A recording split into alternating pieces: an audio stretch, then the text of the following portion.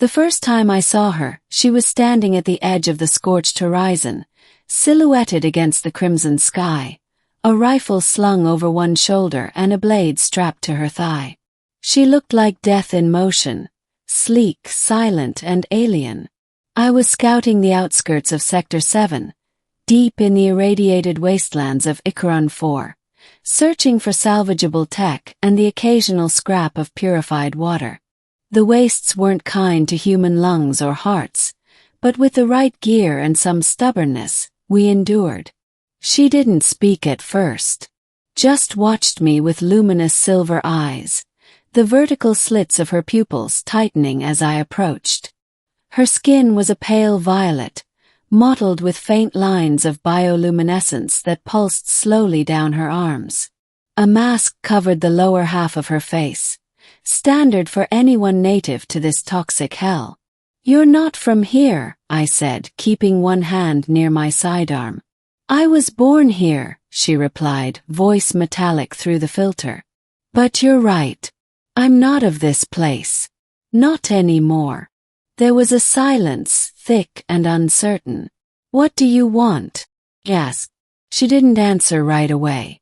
Then she stepped forward, unstrapping her mask.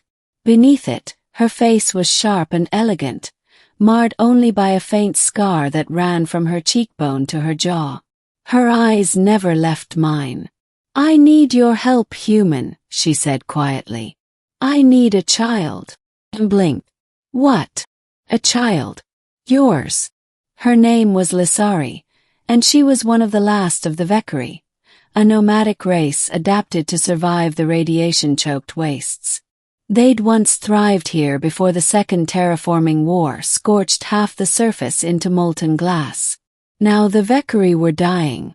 Their immune systems, once robust and adaptable, had begun to falter.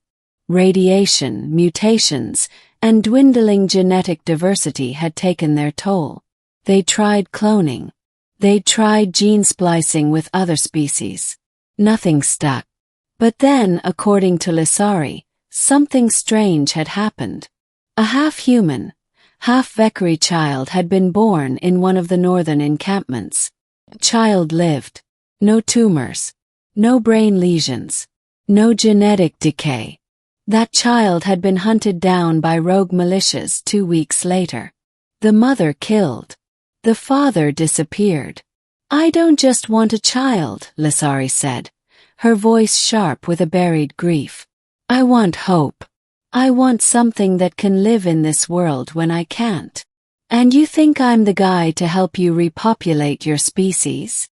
I asked, skeptical if not a little disturbed. She nodded solemnly. "You're compatible. You've been exposed to the same radiation. Your body adapted. And your DNA is strong. You got all that from looking at me." "No," she said. "I stole your blood sample 2 days ago. I should have walked away. Told her she was insane. But something about her stuck with me.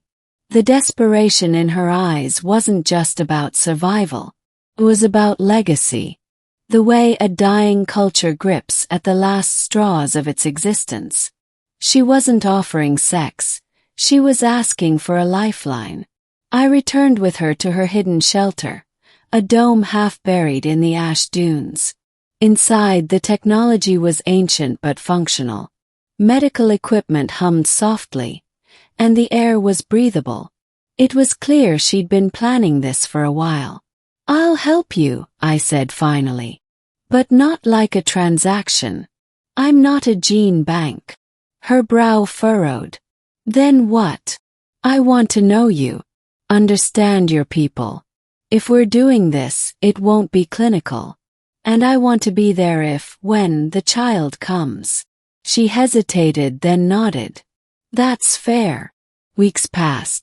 Lissari taught me the ways of her people. Rituals carved in bone, songs sung to the dead, and the art of Vekari blade dancing. In return, I told her about Earth, about the oceans and the forests that no longer existed, about music that came from vibrations and not just memory. We grew close. Not lovers at first, but something more intimate than comrades. There were shared silences, lingering glances, moments where our fingers brushed and neither of us pulled away. When we finally crossed that line, it wasn't under sterile lights or clinical obligation. It was under the stars, what few pierced the toxic cloud cover above. We lay together on a woven mat of synth silk and breathless hope. She trembled against me, not with fear, but with something like awe. For a moment, the world beyond her dome ceased to matter. Time grew heavy after that. Every morning we checked the scanners. Every week Lissari's body was tested. And finally the test came back positive. She was pregnant. We didn't celebrate. Not right away. Fear hung in the air like a shadow we couldn't shake. Too many had died in the womb. Too many had been born twisted or still. But as days became weeks and her vitals stayed strong, we allowed ourselves to believe. I stayed with her, gathering supplies, expanding the dome's shielding, repairing the crumbling hydroponics system. I became more than just a father-to-be.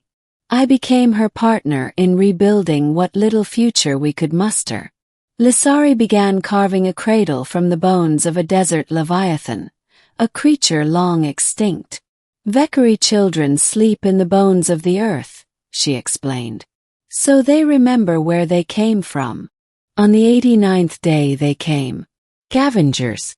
Human mercenaries, armed and desperate, following rumors of Vekari fertility. They wanted her. Child. My child. They didn't care how many bodies they had to stack to get it. The fight was brutal. They breached the dome's outer defenses with plasma cutters and tossed in flash flares. I shot 3 before they got close. Lissari fought like a storm.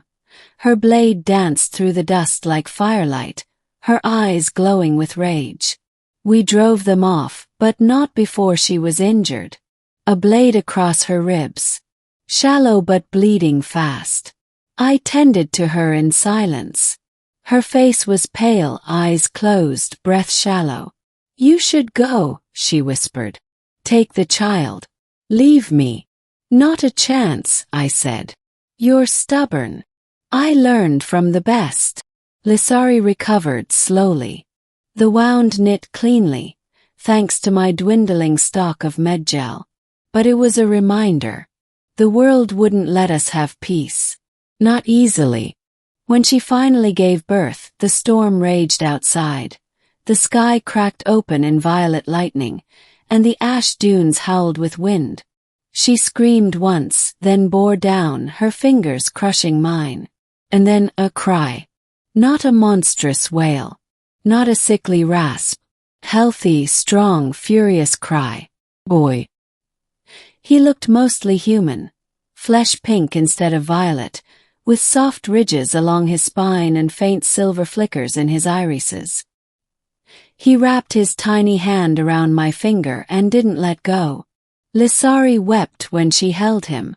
Not just tears of joy, but the kind of sorrow that comes from the weight of legacy fulfilled. I will name him Kale, she said. It means the first storm. We stayed hidden for another year. I built more defenses. Reinforced the dome. Kale grew fast, faster than any human infant. The Vekari genes made him strong. But his human side made him adaptable. He didn't just survive the wastes. He thrived in them. By the time he could walk, he was helping me calibrate solar collectors. By the time he spoke, he was asking questions about the stars.